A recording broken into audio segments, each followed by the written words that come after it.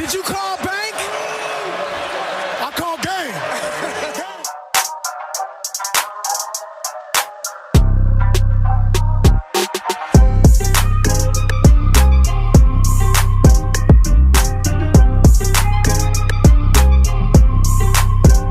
What's up, podcast world, and welcome to our first installment of our new podcast, Charge It to the Game.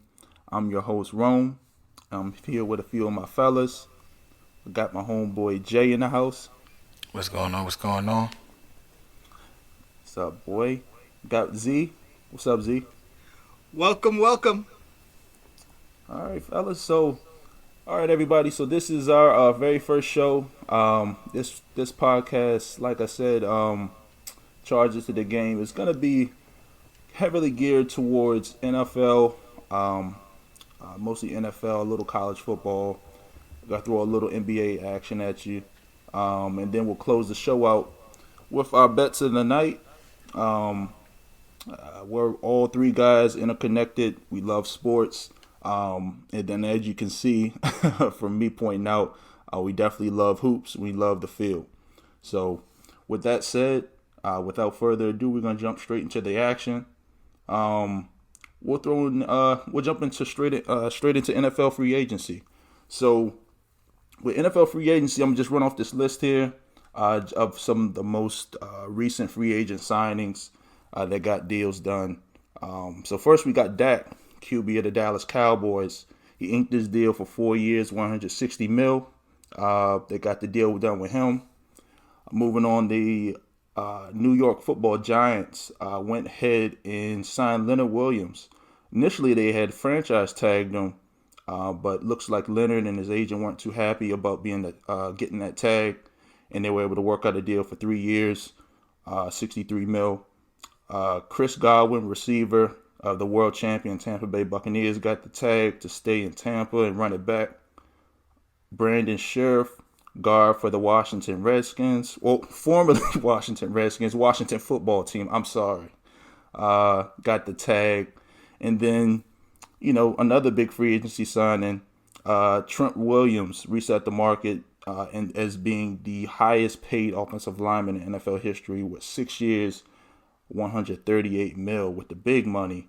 So, all right, fellas. Like I said, a lot of new faces, new places, a lot going on around the league. Where do you guys want to start? Do you all want to go with probably the best free agent signing that we had so far? I would say so. I mean, I would say for me, I think with Dallas getting Dak signed was the biggest one. I agree. I'm not a Dallas Cowboys fan by any stretch of the imagination. I'm a Bucs fan. Me either. Yeah, we know that. But, yeah, like I said, I'm not a Dallas Cowboys fan by any stretch of the imagination. I'm actually a Bucs fan. But like I said, I'm not a bandwagon Bucs fan. Been a Bucs fan a long time. But anyway, I would say Dak. Dak, they needed him. They didn't have a quarterback. This is a quarterback-driven league. I understand that Dak is coming off that ankle injury, that gruesome injury that he got, and is out a year. But as we can see, this is a quarterback-driven league. If you look at the NFL playoffs from last year, look who was there at the end. On the NFC side, you had Tom Brady, of course. You had Drew Brees. You had Aaron Rodgers. You had those guys. AFC side, you had the big guns. You had the Patrick Mahomes. You had Josh Allen, Lamar Jackson. All of those guys, top 10, top 15 level quarterbacks. And Dak, being young, being the face of the franchise in Dallas, I feel like they had to get this deal done, and they did. Yeah, I kind of agree with that. You pretty much, went super in detail, so I don't really have to explain why that signing was so important. Mm-hmm. Long story short, there just wasn't too much out there for the Cowboys, right? Redskins, a.k.a. Washington. No, I'm sorry. They're now a.k.a. Redskins. But now the Washington football team got Fitzpatrick. I think that was actually a crazy signing. That may be, personally, maybe not the best signing, but my favorite signing. They're all good. Washington has been plagued with terrible QBs throughout my For years. 28 years of living. And you showing your age there too. Hey, look, bro, we up there. We seen it all. If we talk enough, they gonna already know. But no doubt. Yes, seeing these years of Redskins being Redskins again, Washington football team being hampered by a QB, I think this is kind of big. I think the division is really wide open, in my opinion, and this is big for them. This is the best I've seen their defense in a very, very long time. You saw what they did to your team in Tampa. They couldn't have no offense. Boy, but here we go. Yeah, they did pretty decent. When you look back at it, they probably played Tom Brady out of that playoff run the best, which is crazy in my opinion. So and they also set Fitzpatrick up for success. I mean, franchise tagging the guard Brendan Sheriff, big move for them. Adding Curtis Samuel as a receiver, another big move to complement him with his old college roommate in Terry McLaurin. They have one of the top defenses coming back, basically intact from last year. And so they are building it in a tough way, the Ron Rivera way. Tough-minded players, run the ball, play good defense, and have a veteran quarterback who won't make mistakes. Mm-hmm. Although Fitzpatrick has been known to turn it over every once in a while. He has, and I agree. I mean, that was a nice sign. I'm not gonna lie. Like a lot of people, Fitzpatrick gets a lot of flack just for being in the league so long and being the jokes and Fitz magic and all of this. You know what I mean? But he's a solid quarterback. I mean, this is a guy who's been in the league a while. This is a guy that came cold off the bench many a times this past season where Tua was out there fucking it up for himself. Like he literally did. Like I'm sitting there looking at games. I can't remember how many times where Tua was out there balling. Well, not even balling. He was just out there just throwing ducks. And they were like, hey, Fitz, go out there and throw dimes. How about the Raider game where they brought him in to do the winning drive, the game-winning drive, and he took him down the field and won the game. I don't want to talk about that. Why would you bring that up? Hey, Jay, he hit you where it hurts. Why would you bring that up? Why? I was so ready to praise something later on, but okay, yeah, you're right. Even though I like Tua, I don't like him I don't like him as much as other people do, but I think people are a little bit too harsh on him. But Ryan Fitzpatrick is definitely a spark plug. Right. And then Miami got Jacoby Brissett to replace Fitzpatrick as Tua's backup. So really, that's not bad. So they're giving Tua a short leash there. I mean, and then I think they have a few other high draft picks. So I mean, I don't know what the Dolphins are going to do, but like I said, I agree with you guys with the Washington thing. I'm not a Washington fan, but they're putting something. They're trying to put a team together. I mean, you said Jay earlier. If you look at what happened in the playoffs last year with what was it? Tyler Heineke or Handkerchief or some shit. Like Tyler. Like I mean, I'm sitting there, like I said, I'm a Bucs fan. I'm sitting on my couch watching the game, and this kid's running all over the field, and he kept him in the game. He actually kept them in the game, and I mean, the defense was supposed to be the heart. And so, I mean, Tom Brady and the Bucs just went through and ripped them up, but at the same time, it was a hard fought game. It was probably one of the more hard fought games for the Bucs in the playoffs. Probably barring maybe Green Bay. But Washington's putting something special together. Then in addition with the signing with William Jackson. Hey, Z, what you thinking? What is your best free agency signing so far? Well, again, I was looking at the Curtis Samuel signing. Good value. I mean, they gave him 3 years, $34 million.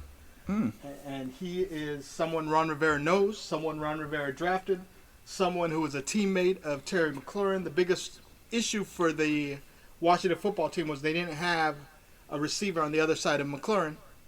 Now, Samuel's going to take the top off the defense. McLaurin will be able to work underneath, and they can be more dynamic on offense. Besides that, I mean, biggest money-wise, Trent Williams getting the largest contract. Yeah, he's a winner. He's a winner. Speaking of like winners, losers. Let me go ahead and pop this off, Rome, real quick. Oh shit. Okay, what's up? What's up? Fuck you, Juju. You're not coming to the Raiders. Stay your second two banana ass in Pittsburgh. They yellow too. Oh shit! Stay Hey, there. hold on, chill out. I thought you wanted Juju though. No, not for the price that we were going to give him. Disgusting. Yeah. And then the best thing is him taking less to come to Pittsburgh. Yeah, hey Z, that's your squad. 1 year, $8 million is a good deal. Yeah, y'all got to steal. Yeah, y'all got to steal. They got a Y'all gotta hometown steal. discount. I mean, I think with Juju, like I said, I agree because, like you said, spending that type of money on Juju Smith-Schuster, I mean, he's alright. You know what I mean? Don't get me wrong. But as we all saw, once AB left and everything, he was supposed to be the guy, and we all saw what happened. He got exposed. They started shading coverages to his side. He started facing the number one corner, and he got exposed. Claypool was and the they number put the one clamps receiver. on his little bum ass. Claypool is the guy in Pittsburgh right now. He's the top receiver. Yeah. Oh, Claypool was Also a dog. something I called early in that draft. No, on my draft board. I'm sticking to that. That was a one pin, boom hit. Yeah, I could see that. I could definitely see that. Yeah, so I I could mean, definitely see that. yeah, I like Juju staying with Pittsburgh. I mean, with the Steelers, I do with too. well, I mean, Steelers with the offense, you got Big Ben. I mean, they need a fucking running back. I mean, or a running game, or for somebody to block and at least run the ball. I mean, Ben was throwing the ball over 50 fucking times a game. I mean, you know what they're doing, and then I think Pittsburgh started off hot, right? Z, I mean, you saw it firsthand. Yeah. I mean, they were what, undefeated? 11-0. Started out 11-0. Injuries got to them a little bit. They had issues with the COVID in Tennessee that messed up a game. They had issues with the COVID in Baltimore that messed up a game. They played a game on a Wednesday. They played a game on a Tuesday, and then followed that with a game on Sunday night without a bye week. They were the only team that didn't have a bye week all year because of all that stuff. Right. And so that part of the season really derailed the whole year because it was difficult for them to bounce back. They had 3 games in, I think it was 3 games in 13 days. And that's tough. So that is tough. Coming out of, and then they followed it up, playoffs, and then everything just fell apart. But it was that stretch, mainly the injuries hurt them. But it's time for them to regroup. I mean, they're saving money right now. They're talking about having. What happened with Ben's contract, Z? So Ben restructured, and so he reduced his cap number from $41 million for this year to $25 million. Wow. So he saved them a good chunk of change. That's nice, which was good. They did have some losses on defense. I mean, Bud Dupree signing that giant deal in Tennessee, just the second largest contract that was signed this offseason behind Trent Williams. So, Whoa, that was second? Yeah, it's the second biggest one. So Bud Dupree coming off an injury too. Bud Dupree got 5 years, $82.5 million. Whoa! Oh my God! $82.5 Oh my God! million. That's coming off a knee injury though. Yeah, ACL recovery. Yeah, ACL knees are problematic too. Yeah. I mean, Just look in comparison, Shaq Barrett got 4 years, $68 million. Yeah, he took that hometown discount. Shaq could have really punished these guys. Shaq could have. Ooh. Yeah, he could have. You're right. Yeah, man. Okay. I mean, Pittsburgh. I mean, like I said, Pittsburgh. I mean, I think they got some work to do. I think in that division, you got Baltimore. I mean, Baltimore always puts out a good team. So does the Steelers, and then the new and improved Cleveland Browns. I never thought I would say that. I mean, did you say what? Oh, I'm so glad we're recording this. I don't want to hear your fucking I'm mouth, so man. glad we're recording this. I'm so glad. It's on the record now. God damn, man. Here we go. Might skip. Oh, shit. They still some shit for real. I mean the Cleveland, they still the Cleveland Browns. I forgot what Juju said. He said some funny shit.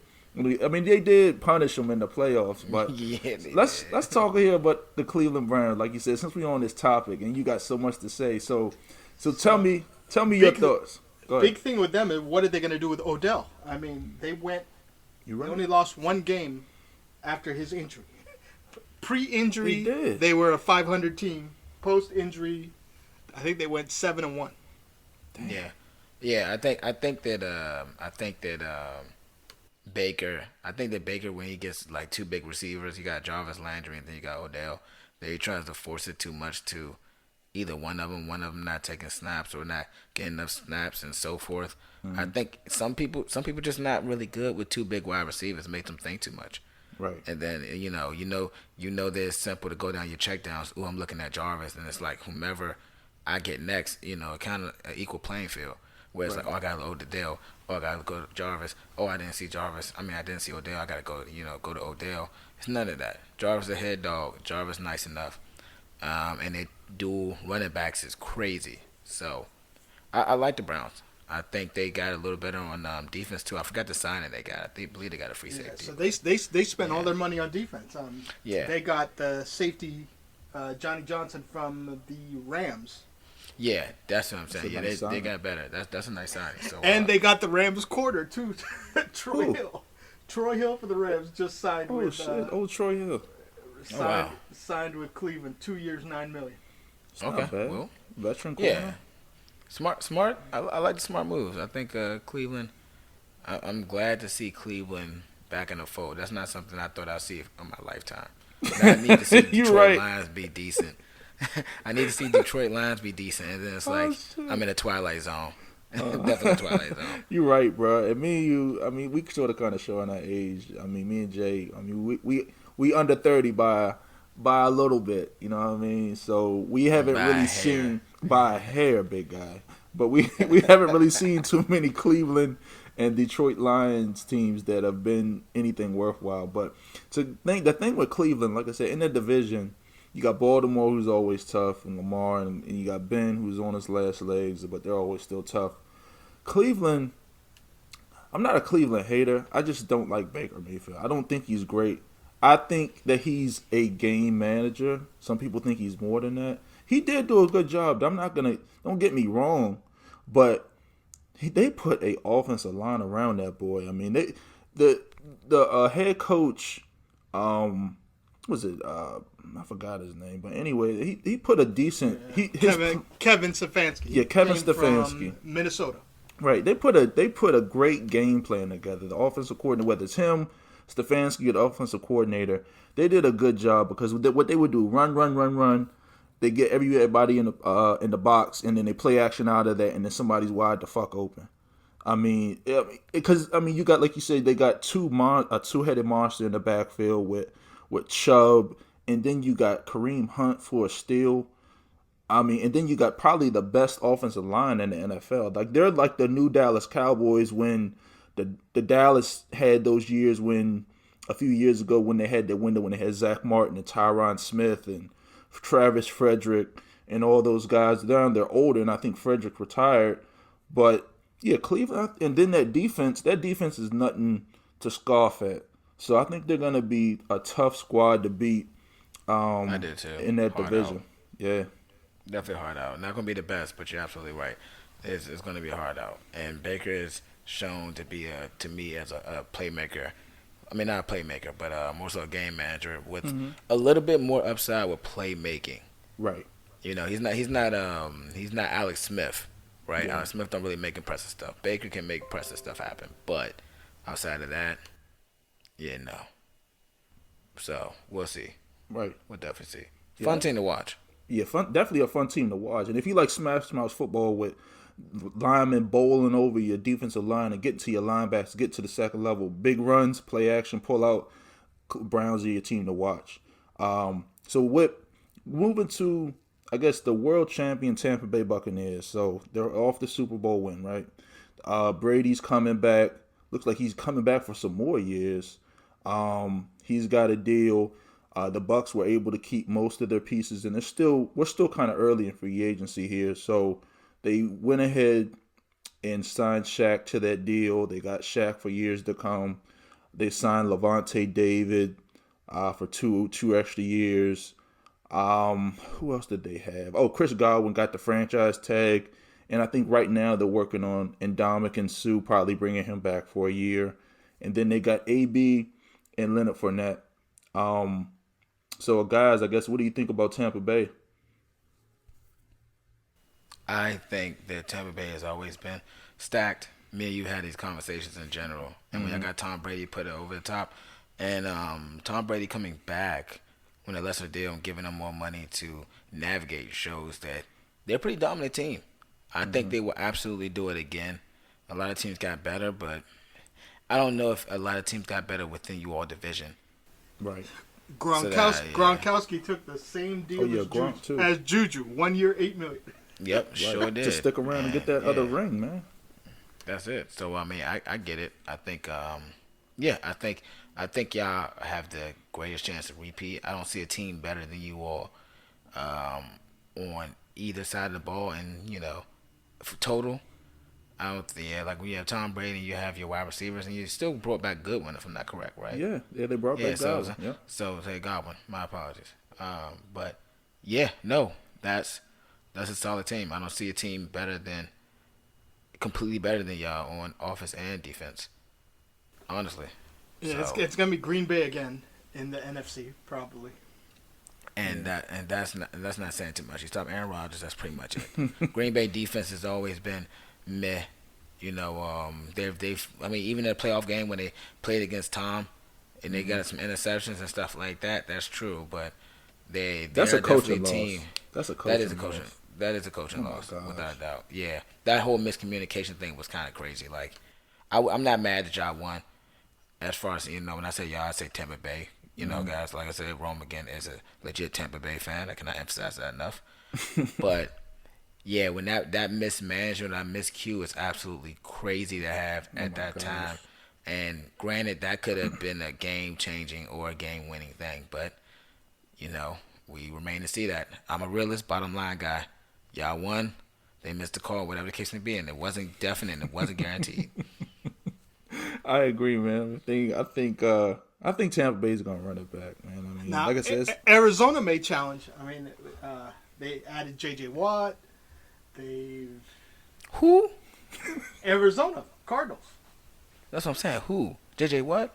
Yeah. I can't even remember how that big guy played. How much he injured.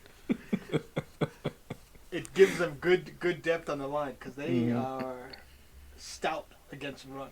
yeah, They are. They got Campbell on the other side. Now they did lose Patrick Peterson, so yeah, they did lose him. I just they think might get blown out the water. I just think Tampa Bay got too much for them. They not a serious player. I mean, when it all said and done, I mean, we saw what happens when a young coach in the playoffs. I mean, Matt LaFleur blew it. I mean, this guy seems like he can't. I mean, I don't even know who the Cardinals coach is. I mean, the guy from Texas Tech. I know he was at Texas Tech, a young dude. yeah. I mean, Kingsbury, Cliff Kingsbury. Yeah, Cliff Kingsbury or some shit. So I mean, he's more of an offensive oriented guy, but he doesn't scare me. The Arizona Cardinals don't scare me. Now, who does scare me is the Rams. The Rams, they got that defense. They got Jalen. They got AD, the best player in the league. And now they bring in Matthew Stafford, who's more than a game manager, who has weapons, and Cooper Kupp, Robert Woods, and then you throw in the offensive genius of the head coach. I think they just signed Deshaun Jackson today. The Rams? Yeah. God, see, there you go. You know what I mean? I just think they just got a lot, man. If they get some linebackers and another defensive lineman that can play off of Aaron Donald, I think they signed Leonard Floyd back because he was going to be a free agent. They did get him back. They let Samson Mabukum go or whatever. They lost their safety to Cleveland and one of their corners, so that's what they'll be looking for in the draft. Right. But yeah, they did solidify that other side, though. I think they just need a slot corner. So they got Jalen on one side. He's the number one. And then they got, was it Ladarius Williams or something? He's a nice corner. So okay. Yeah, he's a solid corner. I think they just need more of a slot guy. They'll probably get that in the draft, like you said, Z, or, in free agency maybe later on. No, that makes sense. I'm looking forward to that, but it's like you said, there's not a lot of real players within that division. Right. There's not a lot of people I look at. That's the thing. When I look at Tampa Bay and I say, oh, Tampa Bay can win it, but there's not a lot of people I look at and say, who else can win it? Mm-hmm. Even the Chiefs. The Chiefs didn't have all their offensive linemen in the last championship. Missed probably, but I think they missed two offensive linemen and a few other guys had COVID. And look what happened. They got shredded. Not only that, they let three of their linemen not go, but they left. So they're rebuilding their O line. I'm not looking at a lot of teams that I think y'all could beat. Yeah. Yeah, they cut both tackles who missed the Super Bowl, both of them. Yep, they're not now, playing. They did sign the guard out of... They got some guys now, though. Yeah, they signed the guard out of the Patriots with the biggest Joe offensive Tooney. line deal. That's a nice signing. So he's a guard, right? Yeah, guard center. Right, so he can... And then they just signed Chris Long. Not Chris Long, his brother, who used to play for the Bears, who was retired. He came back and just signed with Kansas City as well.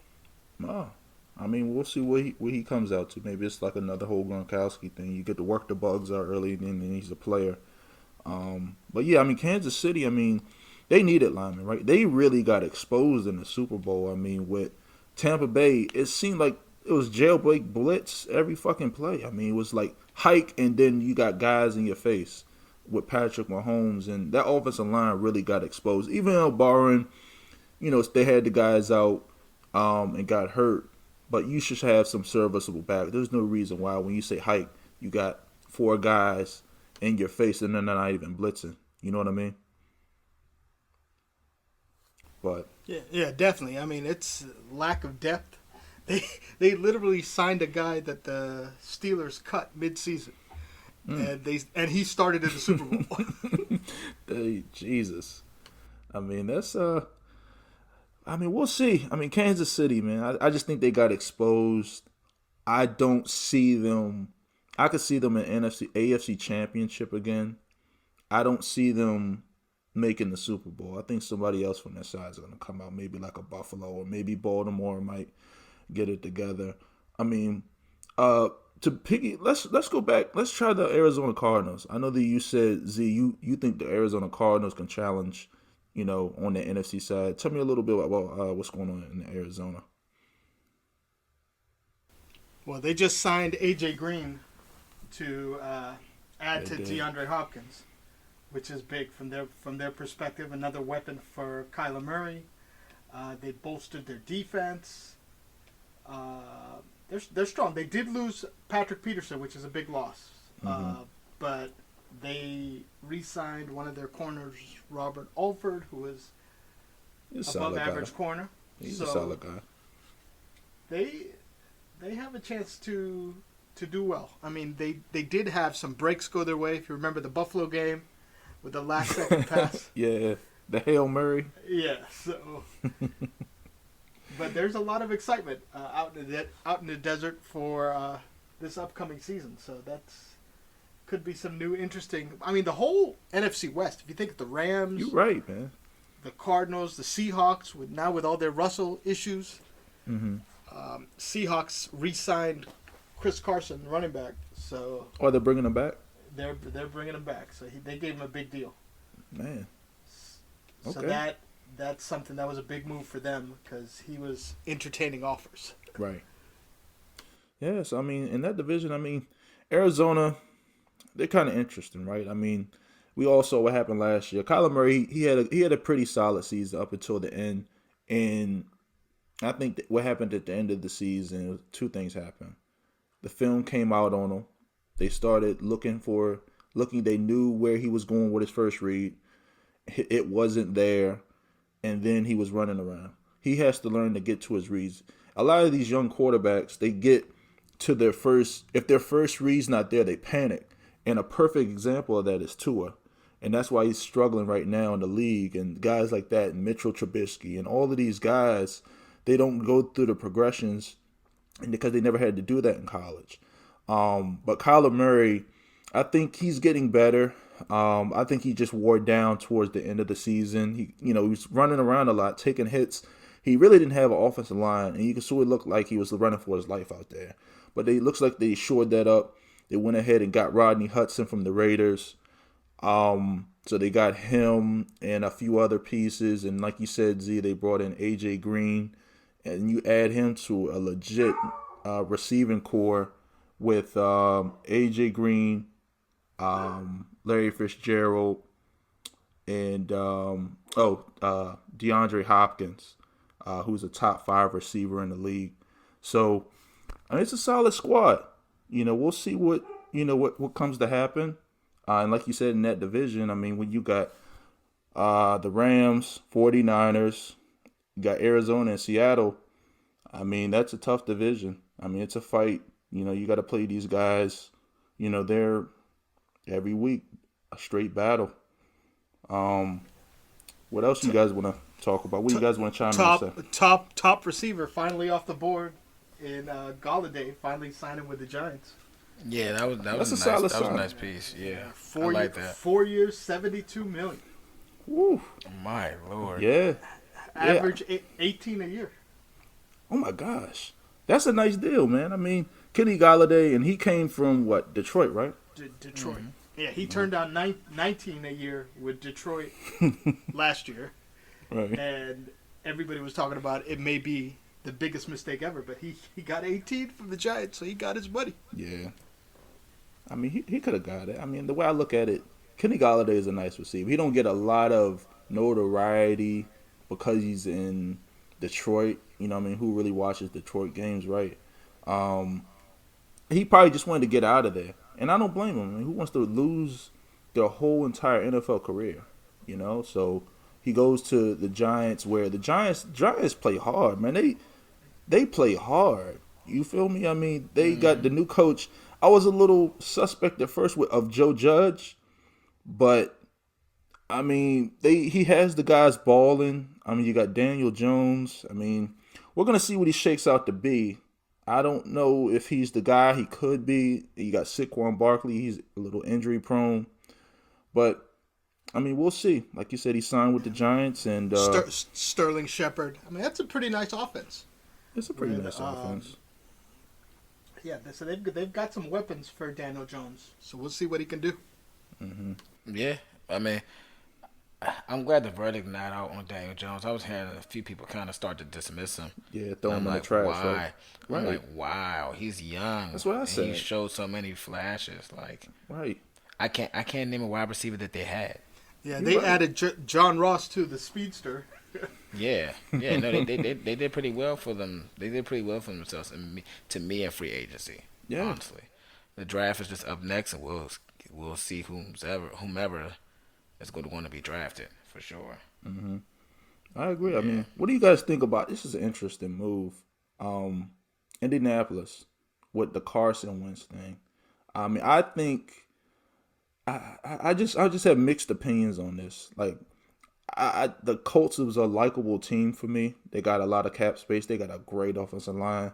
Three solid running backs. They got in Jonathan Taylor, the young guy who they drafted out of Wisconsin last year. They got Nehemiah Hines on the speedster with the running through the tackles, and then he catches some screen passes and breakaway speed, track speed. And then they sign Marlon Mack back.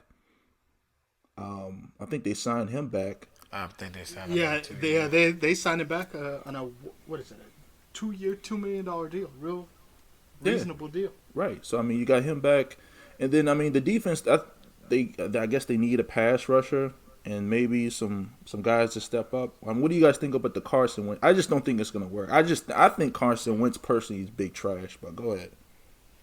You want to go ahead, Zell? You want to go first on this one? We'll see. He's back with his old coach, so that's Frank Reich. Is the first step is to be comfortable with the coach. Colts got a great offensive line. They got a good running back. They got solid receivers to throw to, and from his perspective, solid tight ends to throw to. So we'll see. He was jittery last year. I mean, it was like he was worried about getting hit. Yep. And so we'll see. New place, new beginning. He just got his roster bonus of a ridiculously high number this week. Crazy. Right. So what I think about Carson Wentz, I think Carson Wentz has a lot of untapped potential. I think that him being with his old coach absolutely matters a lot. And also, let's just be real. Nick Foles came and did it because of the type of offense and outside of gear too. But I don't think that year when they won a Super Bowl, that was really a good offense for Carson Wentz. He's clearly the traditional quarterback. He can make plays on his feet, but he's clearly a traditional quarterback. And I don't think that worked well. And then that one year when they had that, Eagles wasn't really that much of a good team. I don't think the talent was really there, in my opinion. Not making excuses, because no, trust me, Carson Wentz played like big garbage. All right, don't let this. Hey, if y'all listen, don't let this confuse you. All right, Carson Wentz was playing like trash. You hear me? So that's the thing. But I believe in coaches revitalizing careers, especially when it was their best career. I think he's young enough. I think he has the arm, at least, very much so. And now he has a decent defense to a good defense if they're healthy. And he has a great O-line. Now, you say Cleveland may have the best O-line. I think Colts may be up there as well. Yeah, you're right. So we're going to see. With Marlon Mack, this is his last stop. Back against the wall, baby. We'll If you see. don't do it, We'll see. he's second string forever. That's it. We'll see. We'll see what he's about, man. I mean, that'll. We'll move on to NBA. I mean, we have a lot more to talk about in the next show with NFL free agency. We'll probably do it maybe division by division, something like that. But with NBA guys, I mean, so NBA, we're right now. We're after the All-Star break. Guys are starting to buckle down now. Guys are playing every night. They're not out due to rest. They're trying to get their reps in. What are you guys feeling right now in the NBA? It's crunch time right now. I mean, trade deadline is March 25th, so teams are trying to solidify their rosters, solidify their lineups. Injury bugs are hitting teams. LeBron looks like maybe out for 10 days. We'll see how that affects the Lakers, since AD is still out with them as well. Hawks, with their coaching change, have won 8 in a row. So that, with Nate McMillan taking over, that looks like a smart move, making that coaching change to spark the team. And we'll see. Brooklyn is tough in the East, along with Philly. And then out West, it looks like the Lakers, Utah, maybe the Suns. So it's going to be an interesting race to the finish line. I mean, there's trade rumors, buyout rumors. LaMarcus Aldridge is out there. Basically, San Antonio is looking to trade him. Drummond from Cleveland is looking to get bought out. Blake Griffin recently played his first game with Brooklyn. And so it's starting to get interesting. So it's the closer we get to the playoffs of this condensed season, now is going to be the race for a title. Right. As far as NBA, I think it is very interesting. I think LeBron still comes back. I still think LeBron comes back eventually, of course. And, I'm not going to say that. Okay, a lot of people are saying that. Let me tackle this a different angle. A lot of people are saying now the league is wide open. I don't think it's really wide open. I think it really comes down to Lakers and Nets. That's really it. Nets keep on bringing back players. That's throwing KD. That's what I'm really looking forward to. As far as games, the NBA has been pretty interesting. I'm a Detroit Piston fan, and we're absolutely terrible with this guy, beat by the Bulls. But we don't go out, so we always play tough games. I'm looking to rebuild. And the NBA is pretty exciting because it's almost as in every team has something to watch, even when it's young rookies. I didn't think I would be looking forward to watching Charlotte play basketball. Me either. But when they got LaMelo, even though Charlotte definitely had a team, it just makes them a little bit more electrifying. So NBA's been a joy. NBA's been a blast. We're at the halfway mark. I'm excited to really see it, but NBA will come after, or I'll zero on NBA after we finish March Madness. Right.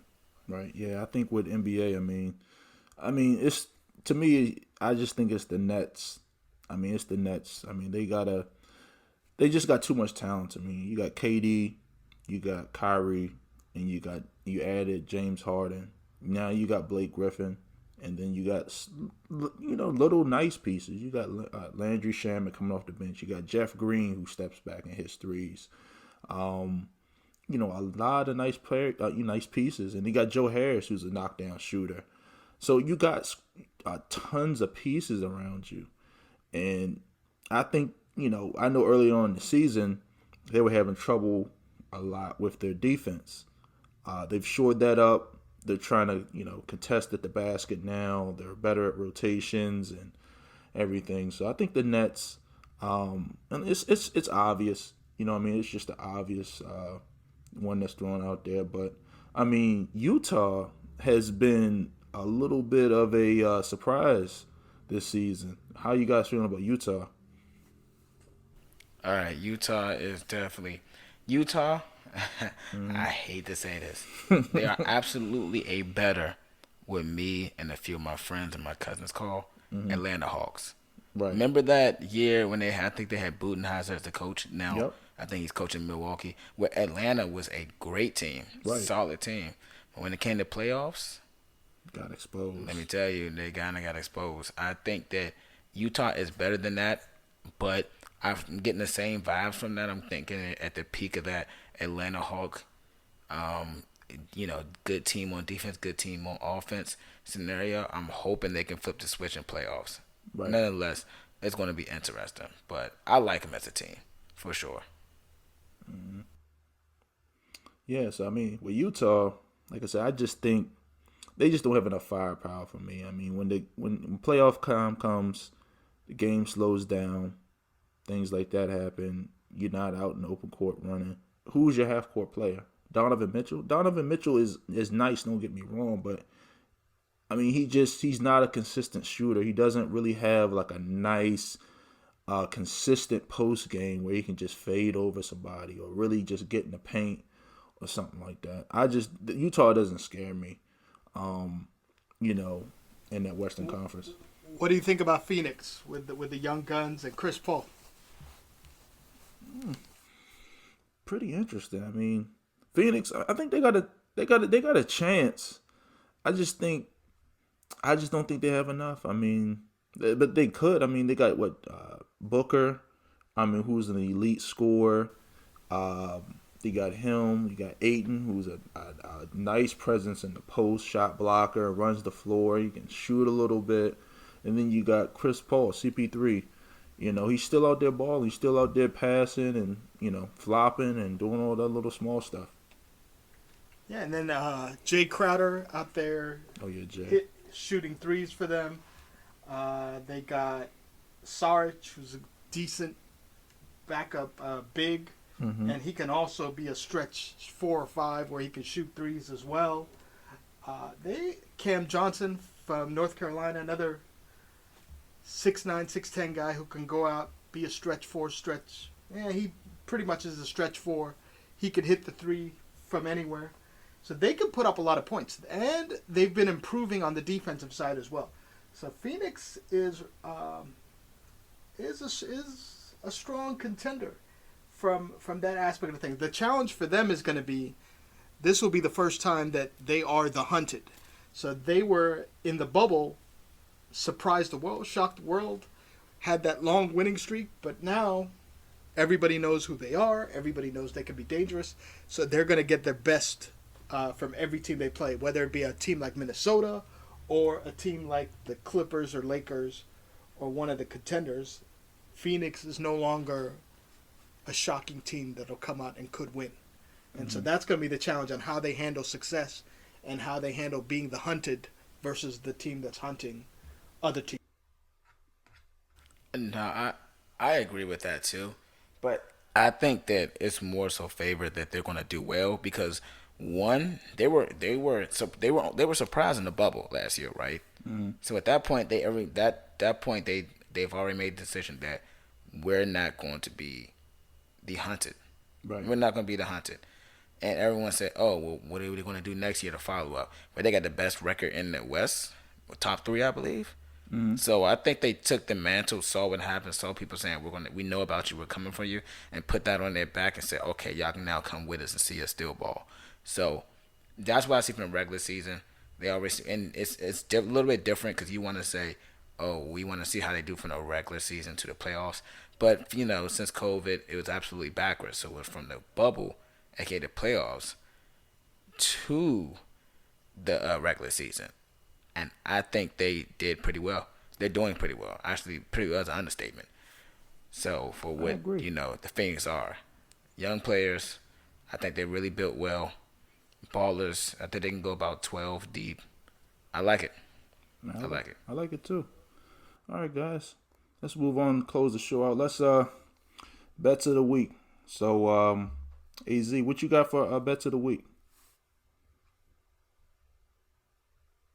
So, my favorite plays this week, I'm going to go to the NBA. Hawks have been really hot lately. Recently beat the Lakers in LA. New coaching change has totally changed the environment, totally changed the culture of the team. I am looking at Wednesday night, the 24th. Hawks are going to be facing the Kings. Outstanding battle. Trae Young going against Buddy Hield and the whole crew with Sacramento. Good bet would be the over in that game, and then also taking the Hawks to win that as well. Another game I have my eye on Wednesday night. Hornets versus Rockets. Rockets have lost 20 in a row at this point. And Jesus. I have been on the You Rockets said 20. fade. Did you say 20? 20 in a row. Oh, my God. And so I am on the Hornets to defeat the Rockets again, making that 21 on Wednesday the 24th. So NBA-wise, those are my favorite plays. And then if you're looking at possible Final Four outlook moving forward, if you've been watching the tournament, Baylor looks extremely strong. Gonzaga looks extremely strong. I know it's chalk, but those are the two teams that I think will be in the Final Four. Mm-hmm. And then the other two teams, I like the 4 seeds. I may look at Florida State in the East. Strong defense. Scotty Barnes is a good player, even though freshman, but he's also a leader. Big, can lead them scoring, defense, passing ability. And then with Oklahoma State, Cade Cunningham is going to be the number 1 pick of the draft. Same type of deal. They'll jump on his back. They're a 4th seed in the Midwest.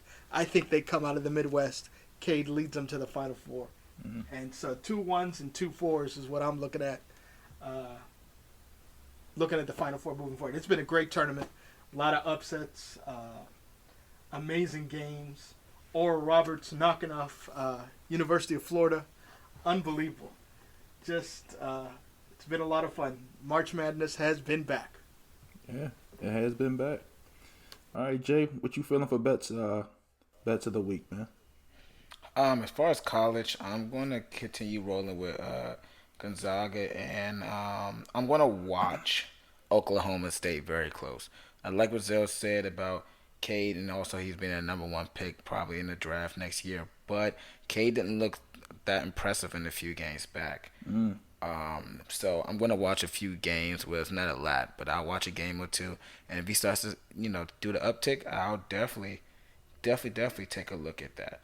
As far as outside of college, March Madness, I don't want to really bet on anything else because this has been a bracket buster. Absolutely a bracket buster. Gosh. I don't think he had anyone that's won for the most part. As far as NBA, shifting NBA, I'm going to rock with Zelen out in the Rockets. I think they're broken. I think they're going to be they're pretty good to bet on, and I will bet against. Right. Bet against. Rockets fade. Rockets fade every game. Yeah, fade the Rockets. We're not fading Cade, but we fading the Rockets. So I definitely like that. I think the spreads haven't came out just yet. Right. But I'm watching definitely the Denver Nuggets and Orlando Magic pretty closely as well. Also the Wizards and Knicks. If y'all know anything or we talked about gambling and betting, I love the Cavaliers. I like the Knicks, but I love the Cavaliers. Either betting against them or betting with them. Mm-hmm. So those pretty much are the teams I'm watching. Right. Phoenix, I've been getting a reading Phoenix. I called Phoenix. Actually, no, I called Timberwolves. Zell, Rome. Y'all know I called them T-Wolves earlier. Here we go. Definitely called that. I would have had money on that. Oh boy. I would have landed, but Good call. So that's pretty much the plays that I'm looking at right now. Point spreads haven't been released yet, so my method, I watch them either go closer or further from that. So right. That's my bets. Got you. So with me, I sort of kind of like to keep it short and sweet. Me personally, my motto is I don't bet on bad teams. So for the most part, like you guys were saying, I mean, it's hard not to bet against the Houston Rockets, right? So my first one is like everybody else said. I mean, fade the Rockets. Fade the Rockets hard, man. I mean, they've lost what 20, the man said 20 in a row. I mean, that's ridiculous. You know what I mean? You lost 20 straight games. You got to keep. I mean, if it's easy money, you got to take that. Whether that be the money line, the minus points or whatever have you. I mean, fade the Rockets all day. As far as individual games for this week, so I'm looking at March 24th of this week. I'm looking at the Milwaukee Bucks versus the Celtics, Boston. I got Milwaukee winning that. I'm a big money line guy. I don't like spreads. I think the money line will be somewhere in the range of minus 187 or something like that. So I'm not afraid of Boston. Doesn't scare me. I'm gonna rock with Giannis, Chris Middleton, and the Bucks on the money line. And then staying on that same day, I'm also gonna look at the late game. So if I win big on Milwaukee that day, I'll probably turn around and bet it on the Atlanta Hawks that night. So the Hawks play, and like I said, it's March 24th, 10 p.m. game. Hawks versus the Kings. I don't see the spread being that high. So if you're a spread guy, I think you should crush that.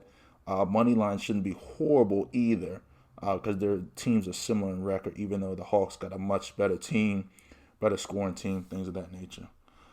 But all right, everybody. I mean, that concludes our show. To our first installment of the Charge It to the Game podcast. Like I said, I'm your host, Rome. For my boys, Big Z, Jay, take it easy. And we out. All right, thank you.